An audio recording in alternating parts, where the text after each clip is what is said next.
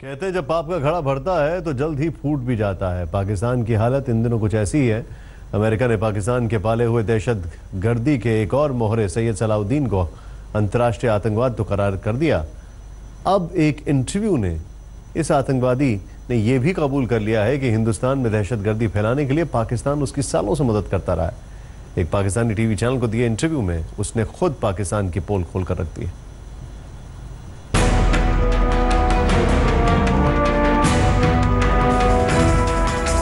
सैकड़ों बेगुनाहों की मौत का गुनहगार, अनगिनत घरों के चिराग बुझाने का मुजरिम, कुख्यात आतंकवादी संगठन हिजबुल मुजाहिदीन का सरगना,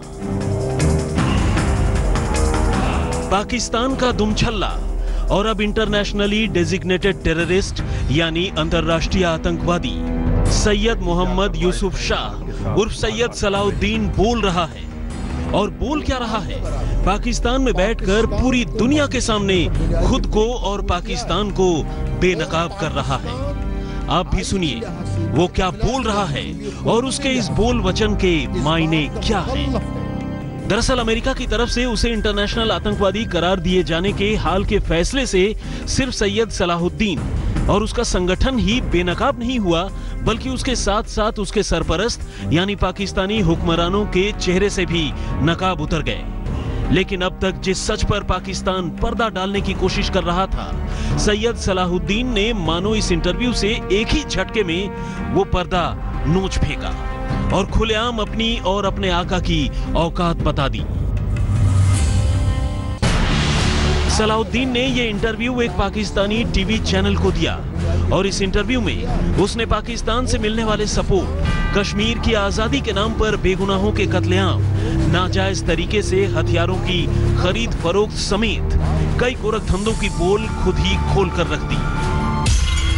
आतंकी सैयद सलाहुद्दीन का खून खौलाने वाला इंटरव्यू में सलाहुद्दीन ने कबूले दहशतगर्दी के गुनाह, खुद पर अमेरिकी बैन के बेअसर रहने का किया दावा, भारत में कहीं भी हमले करा सकने का बेशर्मी भरा दावा।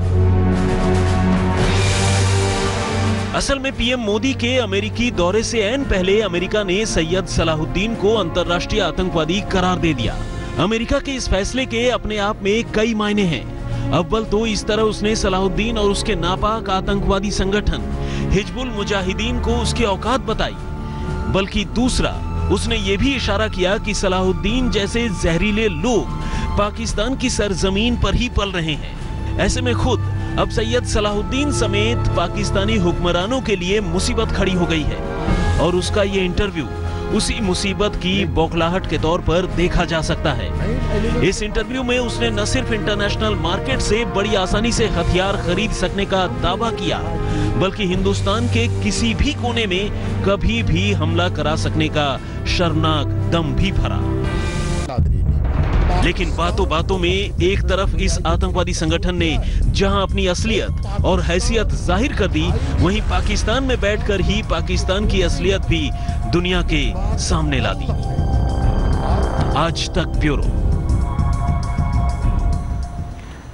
अमेरिका ने सैयद सलाहुद्दीन को अंतर्राष्ट्रीय आतंकवादी करार देकर एक साथ कई संदेश दिए। अव्वल तो उसने सलाहुद्दीन और उसके करतूतों को आतंकवाद माना, दूसरा पाकिस्तान को भी आईना दिखा दिया कि वो जो कर रहा है वो ठीक नहीं है, लेकिन वो पाकिस्तान ही है क्या जो उल्टी बात न करे। सलाहुद्दीन पर लगे बैन के बाद पाकिस्तान ने बाकायदा बयान जारी कर अपने जहरीले मोहरे को पाक साफ करार देने की कोशिश की। आतंकवाद जैसी वैश्विक चुनौतियों से अपने समाजों की सुरक्षा राष्ट्रपति ट्रंप तथा मेरी टॉप मोस्ट प्राथमिकताओं में से एक है। And we are both determined to destroy terrorist organizations.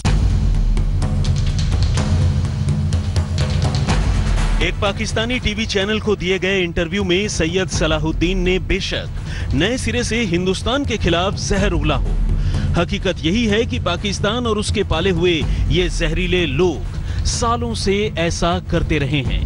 ये और बात है कि अमेरिका ने अब प्रधानमंत्री नरेंद्र मोदी के अमेरिका दौरे से ऐन पहले हिंदुस्तान के इस दावे पर मुहर लगाई है कि हां, सैयद सलाहुद्दीन अंतर्राष्ट्रीय आतंकवादी है। लेकिन इधर अमेरिका ने सैयद सलाहुद्दीन को लेकर अपना स्टैंड क्लियर किया और उधर पाकिस्तान को मानो मिर्ची लग गई। और तभी सलाहुद्दीन के इस इंटरव्यू से पहले ही चीन की परछाई तले पाकिस्तान ने उसकी करतूतों को कश्मीर की आजादी से जोड़कर खुद और अपने इस जहरीले मोहरे को बेकसूर साबित करने की कोशिश की। पाकिस्तान ने आतंक की हमेशा मुखालफत की है, लेकिन कश्मीर में स्थानीय लोगों का संघर्ष पूरी तरह से वैध है। व्यक्तिगत तौर पर कश्मीर में आत्मनिर्णय का अधिकार पाने के लिए लड़ रहे लोगों को आतंकवादी कहना पूरी तरह से गलत है। कश्मीर में मानवाधिकारों का उल्लंघन एक सच्चाई है। पाकिस्तान कश्मीर को राजनीतिक, कूटनीतिक और नैतिक समर्थन देता रहेगा। ये संयुक्त राष्ट्र की ओर से कश्मीर मसले के शांतिपूर्ण समाधान के मुताबिक है। ये अपने आप में एक हैरानी भरी बात है कि चीन को छोड़कर तकरीबन पूरी दुनिया पाकिस्तानी दोहरेपन पर एक राय है। उसे आतंक की फैक्ट्री माना जाता है और इस बार भी पीएम मोदी और ट्रंप की मुलाकात में दुनिया की इसी राय की झलक दिखाई पड़ी। Both our nations have been struck by the evils of terrorism, and we are both determined to destroy terrorist organizations. Modi Trump के साझा बयान से पहले अमेरिकी स्टेट डिपार्टमेंट की तरफ से जारी बयान में हिजबुल मुजाहिदीन को अंतर्राष्ट्रीय आतंकवादी संगठन करार दे दिया गया। US State Department Mohammad Yusuf Shah उर्फ सैयद सलाहुद्दीन को सेक्शन 1B के तहत अंतर्राष्ट्रीय आतंकवादी घोषित करता है। ये सेक्शन उन विदेशी नागरिकों पर लगाया जाता है जो आतंकी गतिविधियों में शामिल हैं या फिर जिससे अमेरिका और उसके नागरिकों और उसकी सुरक्षा को खतरा है। इस फैसले के बाद सलाहुद्दीन की संपत्ति जो अमेरिकी अधिकारी क्षेत्र में आती है उसे जब्त किया जाएगा। It does vindicate India's long-standing position that cross-border terrorism has been behind the disturbances created in Kashmir, and since last year, as you know, and in fact, the outfits that Sayyid Salahuddin leads, they have perpetuated from the territory of Pakistan and Pakistan-occupied Kashmir cross-border terrorism against India, including in the state of Jammu and Kashmir for a number of years. So, in that sense, I think we would welcome this notification. अमेरिकी state department के इस notification के साथ ही ये साफ हो गया है कि आतंकवाद को लेकर ट्रंप प्रशासन अपने कड़े रुख पर कायम है। आज तक ब्यूरो।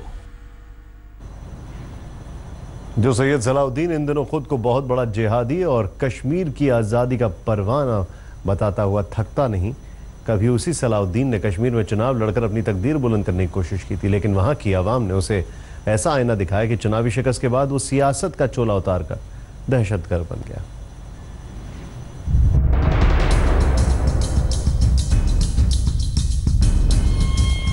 हिजबुल मुजाहिदीन का सरगना सैयद सलाहुद्दीन भारत के लिए किसी नासूर से कम नहीं। पाकिस्तान की पुश्तो-पनाही में हिंदुस्तान को खून के आंसू रुलाने वाले सलाहुद्दीन की जहरीली साजिशें हैं जो थमने का नाम ही नहीं लेती। फिर चाहे वो पठानकोट एयर बेस पर आतंकी हमला हो या फिर सेना के कैंप पर अटैक, वो लगातार हिंदुस्तान को चोट पहुंचाने की कोशिशें करता रहा है, जबकि पाकिस्तान में उसे रोकने टोकने वाला कोई नहीं। वो हाफिज सईद के साथ खुले मंच से भारत के खिलाफ जहर उगलता है। जो खुदा न खास्त एक एटमी जंग भी हो सकती है जो सारे दुनिया के खैर अमन को आग लगा सकती। भारत लंबे वक्त से सैयद सलाहुद्दीन के खिलाफ अंतर्राष्ट्रीय प्रतिबंध लगाने की मांग करता रहा था। राष्ट्रपति डोनाल्ड ट्रंप ने पीएम मोदी से मुलाकात के कुछ घंटे पहले भारत की पुरानी मांग को मानकर यह संदेश दे दिया है कि वो हर हाल में आतंक के खिलाफ एक साथ खड़े हैं। सैयद सलाहुद्दीन पिछले 27 सालों से कश्मीर में भारत के लिए सिरदर्द बना हुआ है। 1990 में पाकिस्तान भागने से पहले वो कश्मीर में यूसुफ शाह के नाम से जाना जाता था। आतंकी बनने से पहले उसने विधायक बनने की कोशिश भी की थी। 1987 में मुस्लिम यूनाइटेड फ्रंट की टिकट पर विधानसभा पहुंचने की कोशिश की, लेकिन इसी चुनाव में उसे करारी हार का सामना करना पड़ा। इस हार के साथ ही उसकी विधायक बनने की ख्वाहिश भी खत्म हो गई। 3 साल के अंदर वो सियासी चोला उतार कर आतंक की दुनिया में पहुंच चुका था। 1987 से 1990 के दौरान कश्मीर में अलगाववादी विचारधारा और पाकिस्तान का एजेंडा चलाने की वजह से उसे कैद कर लिया गया था। जेल से छूटने के बाद वो सुधरने की बजाय और खतरनाक हो गया और फिर 5 नवंबर 1990 को वो यूसुफ शाह से सैयद सलाहुद्दीन बन गया। चूंकि हम अमन के तलाश में नहीं निकले हैं, हम आजादी के तलाश में निकले हैं। हमने अपने अमन को, अपनी इज्जत को, अपनी जान को, अपनी सब चीज को कुर्बान किया है आजादी के हुसूल के लिए। और ये जो कहा जा रहा है कि कश्मीरी को अमन की जरूरत है, अमन तो वहां पर कायम हो नहीं सकता बुनियादी मसला हल हुए बगैर। सैयद सलाहुद्दीन कश्मीर में आजादी के नाम पर आतंक की दुकान चलाता है। उसे पाकिस्तान की खुफिया एजेंसी ISI से पैसे मिलते हैं और तो और वो पाकिस्तान और भारत के बीच परमाणु युद्ध तक की धमकी देता है।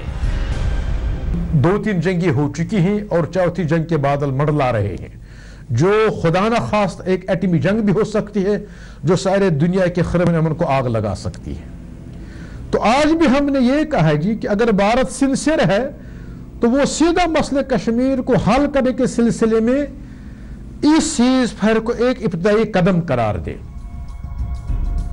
लेकिन अब हालात बदल चुके हैं और अंतर्राष्ट्रीय आतंकवादी करार दिए जाने के बाद एक बार फिर दुनिया के सामने उसका चेहरा बेनकाब हुआ है।